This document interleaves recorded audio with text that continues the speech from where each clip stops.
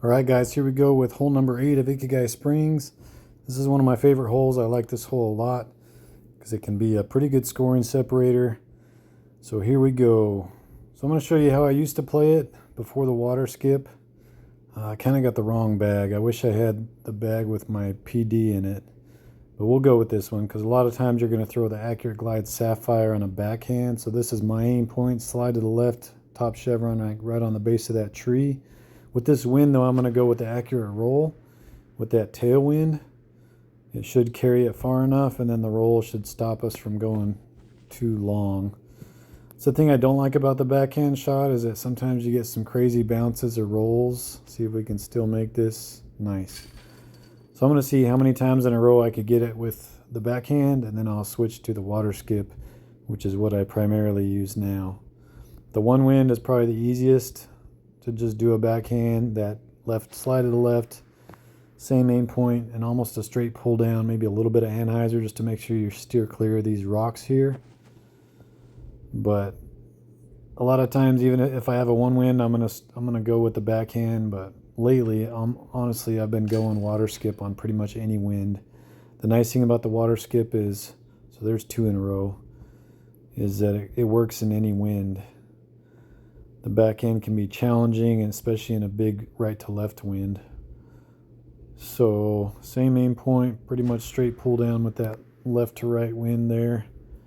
See if we can get our 3rd in a row. This is going to be close. Stop. So we got lucky there that didn't skip off the rock and go long into the water. And this is when I like to have the PD. If there's a little bit of a tailwind, the PD is the perfect disc. It's just a little shorter than the Sapphire, so it's nice to have that as an option if you're playing backhand here. This wind, the PD or the Sapphire, either one would work. This is for 4 in a row, I believe. If we can get this one to go. Looks like it's on a good line. Oh yeah, easy eagle there. Still got it with the backhand approach. Any calm winds, you want to get the eagle here. You're probably going to lose strokes on the card. There's 4 in a row. See if we can get 5. And then I want to see how many I can get with the water skip after this. With this wind, this is one of the most challenging winds here. As you can see, I'm going to try to flex it around. There's different ways. You can play it farther right and let it work its way over, but honestly, if that were the wind, I'd be going water skip or just playing it safe depending on the timing and if I have a lead or if I'm down. But, so we got 4 in a row, backhand, my forehand water skip. I like to slide to the right, and then the bottom chevron kind of right where the water meets the land. And then I go like just past that second to last line there, Wi-Fi mark, and it's usually going to end in a good result. This is actually carrying too far. We got lucky, hit that tree. So I pulled that down a little too far. You kind of want it to barely clear the land, and then it won't have too much juice by the time it gets to the island to skip. Let's see if we can do a little better. We got lucky with that eagle. That's 1. So again, slide to the right, and then bottom chevron. And you want to pull it back just far enough to where we're just clearing the land here. You don't want to hit the land right there. This is looking perfect. A lot of times if it goes just into that bank, then it pops it up. Sometimes you got a shot at ace. I've gotten it a few times in multiplayer with the water skip, and I just feel like I'm just getting it more consistently in all winds. So that's why I've switched to the water skip route here. It still can be tough in certain winds, so it's definitely not a guarantee, and every once in a while you get crazy rolls. But slide to the right, bottom chevron, right where land meets the water, and try to just clear that. Sometimes you're putting a little bit of anhyzer depending on what the wind's doing. This is looking really good. See, you can see the potential there for a nice soft bounce up an ace. That's 4 in a row, I think. Let's see. There's 3. So we're going to see if we can beat the backhand approach. I'm just curious which one I'm more consistent at. And I also want to switch over. This might be a little longer just because I want to switch over to the bag with the PD in it, just to show you kind of when it can be useful with the PD as well. Ooh, lucky little kick off the rock. So that's 4 or 5. I'll keep losing count. That is 4 in a row. Let's see if we can beat the backhand with this next one, if we can get one to go. A little bit of a tough wind, not really a left to right 2 wind. That's better than a right to left. I'm going to put a little bit of Anheuser on this just to kind of go against the wind a little bit before it takes off to the right.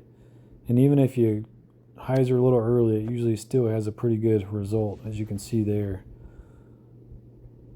60 feet away, that's doable all day long on this hole. So that's 5, so we beat our backhand. Let's go for 6.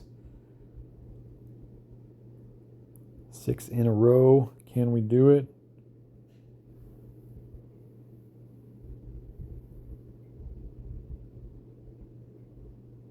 I'm going to put some Anheuser.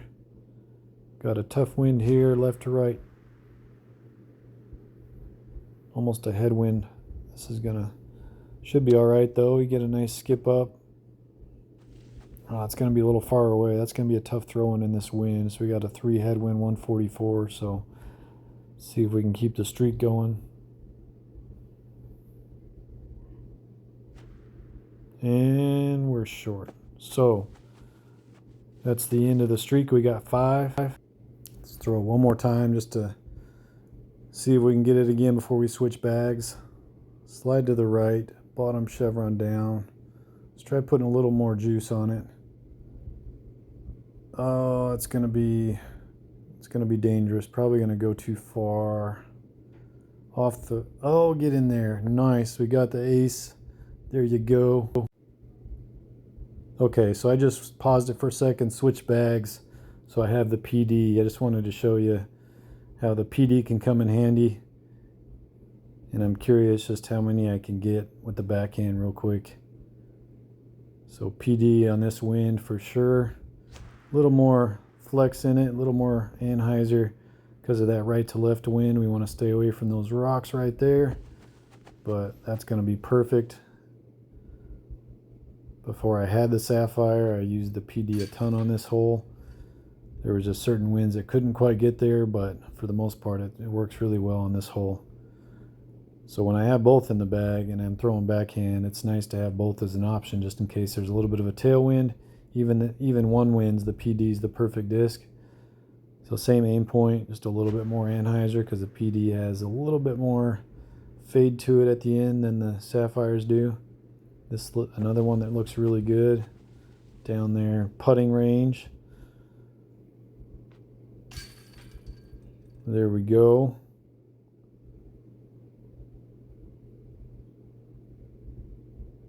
What was that, 2 or 3? And then we'll try a couple more with the water skip. And then I'll let y'all decide if you want to stick with your backhand or maybe you've already switched to the water skip. This is another one with the PD, another awesome shot. Sorry, it's getting a little redundant at this point, but you've kind of seen my approach to this hole. Find what works for you. If you're used to backhand and it's working, then no need to change it, but there are certain winds where it was really hard for me, and I like the water skip because I can throw it like this wind right here. If I'm throwing backhand, before I was pretty much just playing it safe around like wide to the right, or if I'm trying to make it, I would probably go accurate roll Sapphire and just put a bunch of flex to it, try to turn it over close to that yellow tree, which we didn't even get close to, and this is way off, so there's no way that's going to stay. It's just a really tough wind, so I like to just throw the water skip and I can pretty much have a good shot no matter what the wind's doing. So we'll pull out my green gold, same disc though as the white one I had earlier. And same line, same throw. I just feel like it's more consistent with this. This is looking really off the rock again. No way, we got it again. So we got one with the white one and one with the green one. So I'll take it. Let's throw it one more time. See if we can get back-to-back eagles. And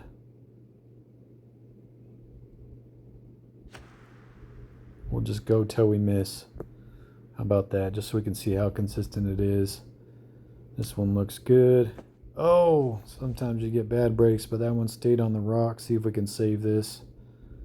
73 feet. You get used to throw-ins from all over this green down here. It can be tough with the change of elevation when you're coming downhill, but we got that one to go. Let's see what we got for a wind. A 2 right to left. That can be challenging on a backhand. So I like to have the water skip option here. Be sweet if we got a third Albie.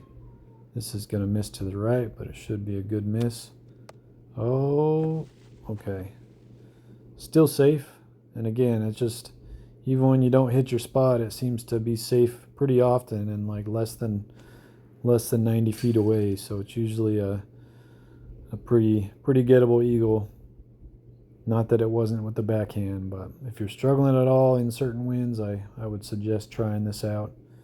Maybe find your own line depending on which water skip you have, but for mine, this is the line that seems to work. I mean, a fairway water skip would probably work here, so you don't have to power down, but not many people are bagging one. I don't think the Vanda would be enough distance, so I haven't even tried it on here, and I got it figured out with the gold, so dang, I thought I'd be done by now. I'm just trying to see how many in a row I can get. What's that, 4? Including the Albie to start. See if we can get 5. 5 in a row. Right there's the aim point. And try to put a little bit of anhyzer on this because of that wind. It's going to fade off to the right a little early, but again, usually when you miss to the right, it ends up, oh no. Ooh, that was a bad break there. That doesn't happen very often, but it is a possibility. All right, guys, so there's hole 8. Let's finish it off with an eagle. And my phone's telling me it's time to stop too. Battery's dying. Looks like this was a little longer than I expected, but hey, we got 2 Albies out of it. But I wanted to show you the PD as well in case you are throwing the backhand and you have both the discs or just one. But there you go. See if we can get that one. And there's Ikagai Springs, hole number 8. All right, guys, on to hole 9. Thanks for watching me play some DGV.